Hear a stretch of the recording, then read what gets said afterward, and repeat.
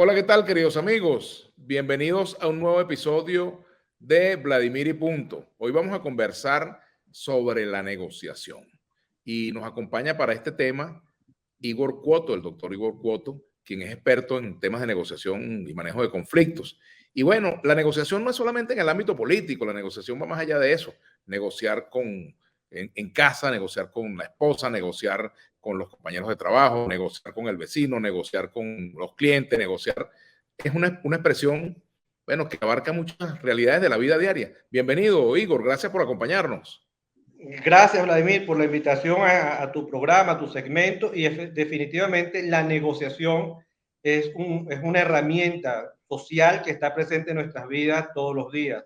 Cuando me levanto, tengo la primera negociación conmigo mismo, que es cuando yo empiezo en ese proceso de toma de decisiones, que me pongo 5 minutos más en la cama, pero si me quedo 5 minutos más en la cama, entonces tengo que bañarme 5 minutos más rápido, etcétera. Posteriormente, ¿quién lleva al muchacho al colegio? Los que tienen los hijos todavía en los colegios, ¿lo llevas tú o lo llevo yo? Si lo llevas tú, entonces mañana, entonces, bueno, yo sé que mañana tengo que hacer tal cosa, pero si lo tengo que llevar yo, entonces tal vez tengo que negociar contigo, Vladimir, que en vez de vernos a las 7, tenemos que vernos tal vez a las 7:30 de la mañana. Y posteriormente tal vez eso conlleve a que tú también lleves adelante otros procesos de negociación. Entonces, la negociación, como tú dices, está presente cuando compramos un carro, incluso cuando tomamos la decisión de casarnos hay un proceso de negociación, cuando compramos un apartamento, por supuesto, hay un proceso de negociación. La negociación es transversal en muchos procesos. Negociamos cuando necesitamos la cooperación de otra persona para alcanzar un objetivo que por nuestra propia cuenta no podemos satisfacerlo. Sí, y hay negociaciones, por ejemplo, cuando te divorcias también las hay. Claro La que negociación sí. con los hijos, por ejemplo, fíjate, que creo que es un tema interesante esto, ¿no? Porque los hijos aprenden a negociar. Claro, claro que sí. Es importante entender que en los divorcios, por ejemplo, el que las partes no tengan presente lo que son los elementos, la herramienta de negociación, puede llevarte a que ese proceso de divorcio se convierta lo más cercano a aquella película que se llamaba La Guerra de los Roses. Y que terminaron muertos en el quintado de la lámpara. Bueno, exactamente, terminaron muertos. Yo creo que aquí hay unos cuantos que han terminado en las lámparas, no porque haya sido de su interés, sino porque por no abordar efectivamente ese proceso de negociación, bueno, terminan generando cosas que atentan contra sus propios intereses. Ahora, fíjate, también la negociación con el vecino, lo que comentaba yo al inicio del programa, cuando tenemos un conflicto con un vecino, cuando el tema del carro, no me atravesé el carro frente a la casa, o hay una fiesta, mira, ¿cómo hacemos? O sea, Sí, mira, Vladimir, ¿sabes que en la Universidad de Harvard, en los años, a finales de los años 70 aproximadamente, un profesor de esta universidad llamado Roger Fisher eh, hizo un estudio de qué es lo que hacen los negociadores exitosos, ¿no? mm, Pero no solamente las negociaciones políticas, porque muchas veces creemos que la negociación tal cual como tú dijiste es la negociación política, sino en los sindicatos, en acción las colectiva. comunidades, políticas, empresariales. Empezó a ver qué hacía la gente exitosa. Se dio cuenta, Vladimir, que hay un conjunto de elementos que se repiten en cualquier negociación. En la del vecino, cuando tenemos el problema con el vecino, cuando tenemos el problema con la esposa, cuando vamos a negociar incluso con los hijos. ¿Cuáles son esos elementos que hay que tener presentes? El Que creo que mecánico, que es tan difícil, como el creo que es abogado. importante que la audiencia lo conozca, ¿no? En primer lugar, Vladimir, cuando vamos a negociar, tenemos que negociar en base a intereses. ¿Cuáles son tus necesidades? ¿Cuáles son mis necesidades? No cuál es la posición. El tema no es lo que tú dices querer, Vladimir. La gran pregunta es, ¿para qué tú pides lo que estás pidiendo? Para yo conocer lo que subyace a eso. De una vez, para yo poder entonces plantearte el segundo elemento que es transversal para toda negociación, porque una negociación será exitosa si tú satisfaces tus intereses y yo los míos, no Claro. la posición. La posición genera es conflicto. Los intereses promueven más que todo la generación de acuerdos. Eso te va a permitir entonces ir al segundo elemento, que son las opciones. Una negociación efectiva es exitosa cuando las opciones, las propuestas que se colocan en la mesa, te satisfacen a ti y me satisfacen a mí también. Porque si yo coloco una negociación, Vladimir, donde solamente busco satisfacerme yo, donde solamente coloco opciones buenas para mí, pero no buenas para ti, tú no te vas a poner de acuerdo conmigo. Vas más rápido a la guerra que a un resultado positivo. Claro, por algo que tú acabas de decir. Entonces, el otro elemento que hay que tomar en cuenta es las alternativas de no acuerdo, que son todos aquellos planes B que tú tienes y todos aquellos planes B que yo tengo. Todas aquellas cosas que yo puedo hacer para satisfacer mis intereses sin ponerme de acuerdo contigo y todas aquellas cosas que tú puedes hacer por tu cuenta para satisfacer tus intereses sin ponerte de acuerdo conmigo. ¿Qué pasa? Que un acuerdo es exitoso, Vladimir, cuando esas opciones que tú y yo generamos son mejor que esas alternativas, que son mejores que esos planes B que tú y yo tenemos. Si yo te presento a ti algo, a ti, Vladimir, una opción, que es mejor que tu mejor plan B, tú te vas a querer poner de acuerdo conmigo y viceversa. Entonces tenemos que tener en cuenta ese elemento que es importantísimo. Por supuesto, todo acuerdo será exitoso con el vecino, con la esposa, con los hijos, a la compra del carro, etcétera, si está sustentado en elementos de legitimidad. Es decir, no es lo que tú digas. El apartamento, Vladimir, que te estoy comprando no cuesta lo que tú dices, pero tampoco vale en base a cuánto tengo yo en el bolsillo. Cuesta con base a lo que dicen peritos, pero no peritos amigos tuyos ni peritos amigos míos, sino peritos independientes. En cuanto a lo que dice el mercado, en cuanto a lo que establece la ley, la constitución, en el cual ni tú ni yo tenemos control. Y eso nos va a ayudar a nosotros a determinar los parámetros legítimos sobre los cuales puede ir nuestra negociación.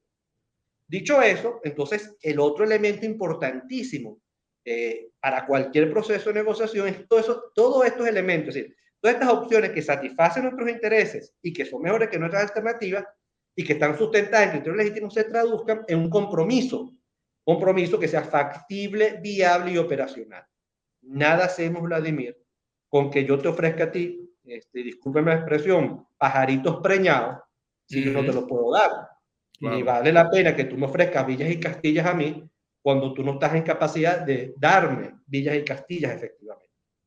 Entonces, ese acuerdo tiene que ser factible con base a tus recursos y con base a mis recursos, que lo da no solamente los criterios de legitimidad, sino las opciones que se colocan en la mesa. ¿Cuáles son los errores más frecuentes que se cometen en un proceso de negociación de cualquier índole, Igor? Bueno, en primer lugar, no se toman en cuenta los elementos que te dije anteriormente. La gente solamente negocia en base a posiciones. Vladimir, yo lo que quiero es, te voy a poner un ejemplo que estuvo muy en boga en el ámbito político. Por ejemplo, Chávez renuncia ya. Chávez vete ya, Maduro vete ya. O Maduro renuncia ya. Cuando yo le digo al otro, Maduro renuncia ya, la gran pregunta que yo le hago, si el otro fuese presidente, si yo soy el que le está diciendo a Maduro renuncia ya, la verdad que yo aceptara esa propuesta. Esa propuesta es muy buena para ti, tal vez, Vladimir, que me lo estás diciendo, Igor renuncia ya, pero a mí me conviene eso. Entonces, la mayoría de los errores, ¿cuáles son? Colocar propuestas que son buenas para ti, pero no buenas para el otro. Negociar con base a posiciones, es decir, mira, Vladimir, dame la naranja, pero chico, pero no, pero o me das la naranja o me la das o no me la das. ¿Cómo es la cosa? La gran pregunta es, ¿para qué tú quieres la naranja? Porque de repente podemos llegar a un término medio de saber en ese para qué, que realmente tú no quieres la naranja, sino lo que tú quieres es la pulpa, o realmente lo que tú quieres es la concha. Para eso hay unos muy buenos ejemplos. Es interesante lo que has dicho, porque hay en la dinámica de las negociaciones en el ámbito político, diplomático, etcétera, hay tres fases, que es la fase de diálogo, la de negociación y la de acuerdo. Fíjate tú, para que tú entiendas por qué yo necesito la naranja, tendríamos que conversar primero. Tiene que haber un diálogo antes de entrar ya en la fase de negociación. Claro, y lo importante de esto, Vladimir, es que hay dos elementos que todavía no he nombrado y que normalmente son los que generan grandes conflictividad. ¿Cuáles son esos dos elementos? La mala comunicación y la mala relación. Si yo tengo una mala relación contigo, Vladimir, tal vez lo que voy a decir suena esotérico, pero no es así. Pero créanme en algo. Si yo siento mala química contigo, mala vibra, si entre tú y yo prelan emociones negativas, Vladimir, entre tú y yo nunca va a haber una buena negociación. Es decir, yo no puedo sentarme a negociar con alguien donde nuestra relación sea mala. yo no estoy diciendo que sea excelente, pero si la relación carece de cordialidad, carece de respeto, etcétera, va a ser muy difícil que tú me hables de tus verdaderos intereses porque no hay confianza. Donde no hay una buena relación no va a haber confianza, Vladimir.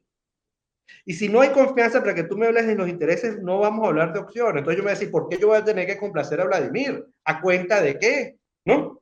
Entonces empieza allí un gran problema. Y el otro gran problema, Vladimir, es la mala comunicación. La comunicación, Vladimir, es una aventura muy riesgosa para dejarla al azar. Cuando yo dejo la comunicación al azar, tú eres libre de interpretar lo que tú quieras, yo soy libre de interpretar lo que yo quiero. Lo que yo quiera. Y lo importante aquí es saber qué es lo que el otro me quiere decir, conocer qué es lo que hay entre líneas, qué es lo que hay más allá de lo que él simplemente dice. Lo que te dice, lo que te quiere decir y lo que tú entendiste. Y claro, es un problema incluso hasta de semiótica, pero es que si yo no entiendo lo que tú me quieres decir, entonces me voy a quedar muy en la capa superficial. Y para eso, Vladimir, y tú como periodista lo sabes, una de las grandes herramientas que necesitamos es la herramienta de la pregunta. Y recordar a los amigos que nos están viendo que Dios nos dio 2 oídos y una boca para escuchar el doble de lo que nosotros hablamos. Los buenos negociadores, Vladimir, escuchan mucho y preguntan mucho para escuchar aún mucho más.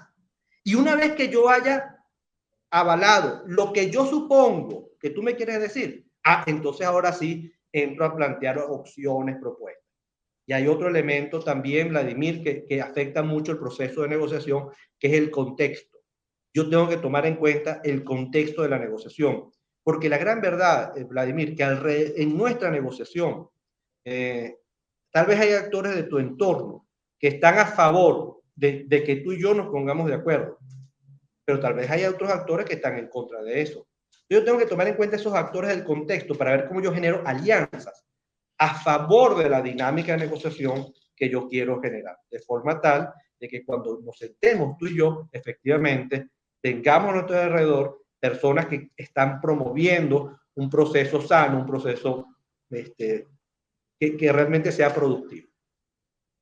Ahora fíjate, por ejemplo, aquí en Venezuela, ya entrando un poco más en materia de lo que hemos vivido, aquí se ha estigmatizado mucho la palabra negociación, ¿verdad? Hay gente que no cree en eso, que cree que en las negociaciones el gobierno siempre sale ganando porque no tiene nada, no da nada y la oposición lo da todo, o porque la oposición no tiene fuerza para negociar. En este momento, el gobierno del presidente Nicolás Maduro, o el presidente Nicolás Maduro, para ser más preciso, porque el gobierno es una palabra muy amplia, donde están esos actores, los que quieren y los que no quieren, está el partido, todo eso. Maduro necesita al día de hoy la negociación para mantenerse en el poder. No, Maduro no necesita ningún proceso de negociación para mantenerse en el poder. Por lo contrario, la negociación y el acuerdo sobre los temas que se están promoviendo pone un poco en juego la permanencia de él en el poder y de los actores de su contexto, de su entorno. Entonces, ahora, por ende, esa negociación es una negociación muy complicada porque es casi que un juego suma cero, ¿no? Es decir, mientras no me ponga de acuerdo, salgo yo ganador, pero si me pongo de acuerdo, puedo terminar yo perdiéndolo todo y el otro ganándolo todo. Entonces, allí la importancia de ir a los verdaderos intereses y no supeditar esta negociación a un tema simplemente de permanencia de poder, porque si lo vemos así, va a ser muy difícil que el gobierno y el presidente Nicolás Maduro quiera llegar a un acuerdo. Además que hay un tema importante, Vladimir. Y aquí sí hablo del gobierno, no del presidente solamente, sino del gobierno, del estamento del gobierno. Tiene muchas alternativas antes de ponerse de acuerdo. Es decir, date cuenta que si pierdo, te voy a poner algunos ejemplos. Si pierdo la Asamblea Nacional, como pasó en el 2015, no importa, tengo el control del Tribunal Supremo. Entonces, en vez de ponerme de acuerdo con la Asamblea Nacional, uso el Tribunal Supremo para neutralizar dicha Asamblea Nacional. Si pierdo la gobernación, tal cual como pasó en Barinas, bueno, me pongo de acuerdo con la Procuraduría, en la cual tengo control, me pongo de acuerdo con el CNE, donde tengo control, y puedo ordenar entonces la repetición de una elección. Entonces, ¿qué pasa? Si me sancionan con el tema del petróleo, no importa, tengo el arco minero y puedo sacar mucho oro. Entonces, ¿qué pasa, Vladimir? En cambio, la oposición, si tú te das cuenta, el gran interés de la oposición, ¿cuál es? Ir a unas elecciones libres y transparentes, presidenciales y de Asamblea Nacional. Pero y si no llega al acuerdo con el gobierno, ¿qué puede hacer? No es mucho lo que puede hacer. El poder de negociación, ciertamente, Vladimir, está en cuáles son tus alternativas y cuáles son mis alternativas.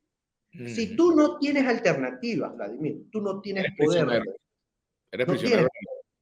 No tienes. Porque, dale, pues yo te digo a ti que no. Dale, ¿qué me vas a hacer? ¿Me vas a tirar un golpe de Estado? No tienes capacidad. Ya lo hiciste. ¿Qué, me vas a meter preso? No me puedes meter preso. ¿Qué vas a hacer?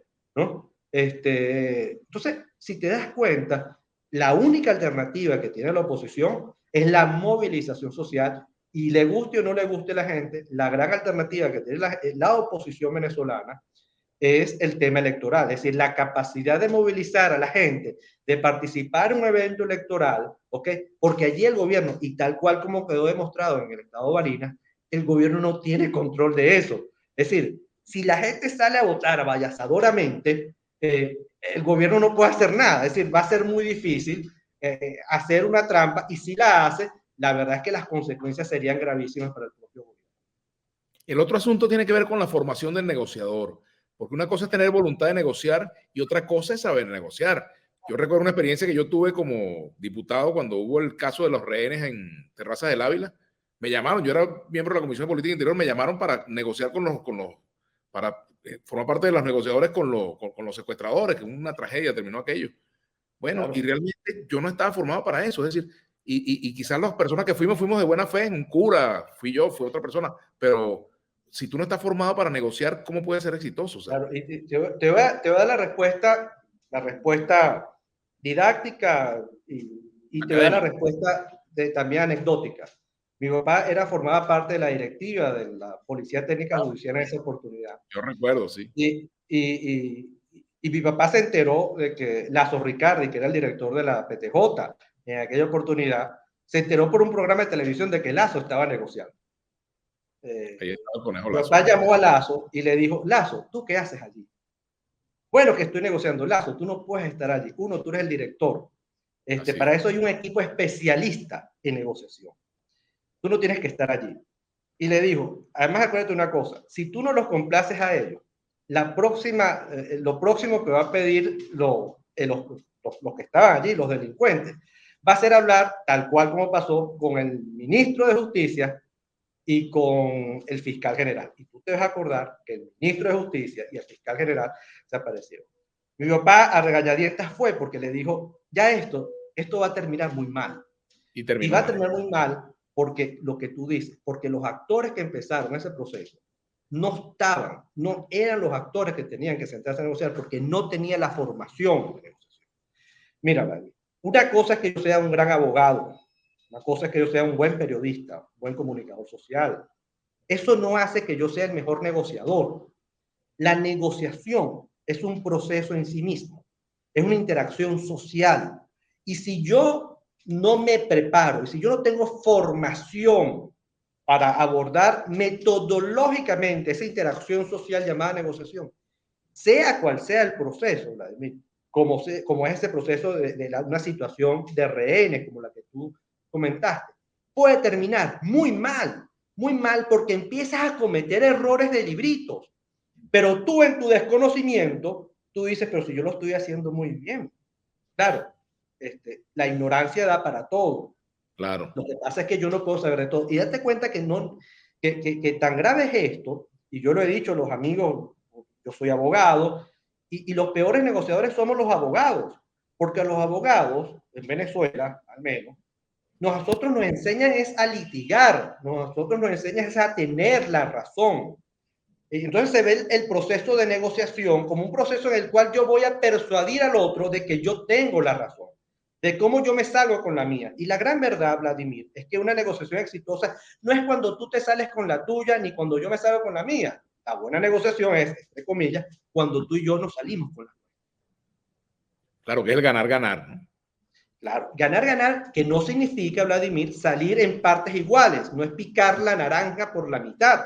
Ganar-ganar significa, oye, satisfacer algunos de tus intereses y satisfacer algunos de mis intereses. Tal vez uno va a salir más satisfecho que el otro, pero lo importante y la gran pregunta que hay que hacerse es, ¿Qué tan satisfecho estoy yo? ¿Qué tantos intereses pude yo lograr Lo que satisfacer te dio tu gracias a esta fuerza para negociación? negociar y lo que dio tu sagacidad para negociar. Claro, Porque a lo mejor tienes fuerza para negociar, pero no tienes los elementos de la negociación y por eso claro, fracasas. claro, porque no lo sabes usar, Vladimir, ¿no? No lo Ahora, sabes ya usar. terminando, Igor, porque ya estamos terminando, ¿qué le recomendarías tú a los negociadores de gobierno y de oposición? Bueno, yo creo que las recomendaciones son muy distintas, Vladimir. Uh-huh.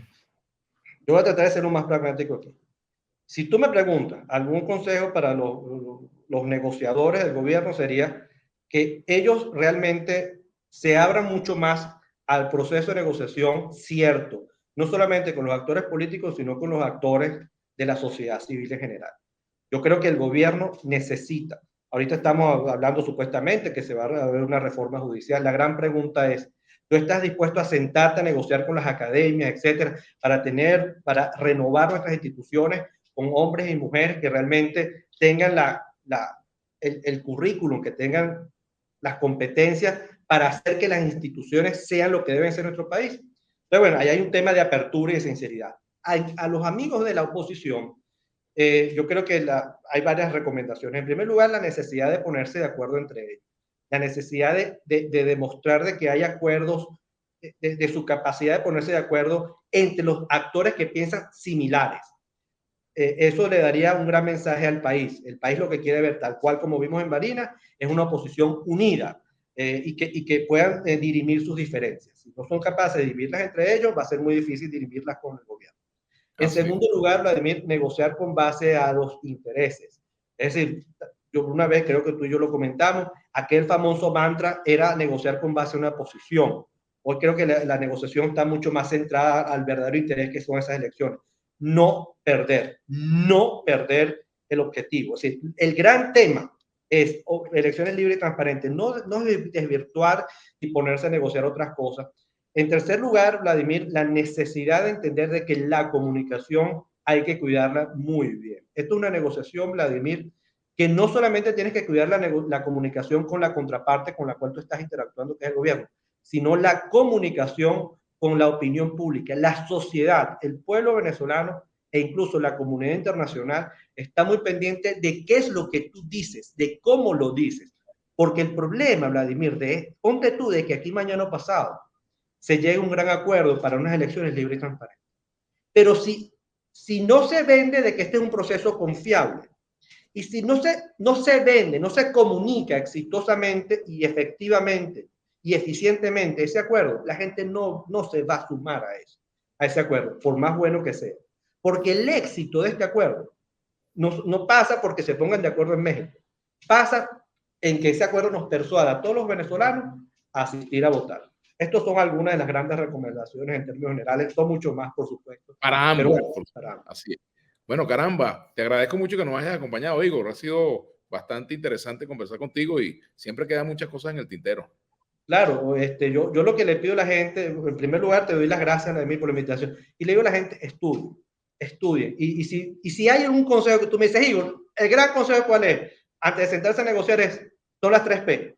Las 3P de la negociación, que es prepárese, prepárese, prepárese. Así es. Gracias por acompañarnos, Igor Cuoto, Gracias. experto en negociación. Bien, será hasta Muchísimas la gracias. próxima y nuestro episodio de Vladimir y punto.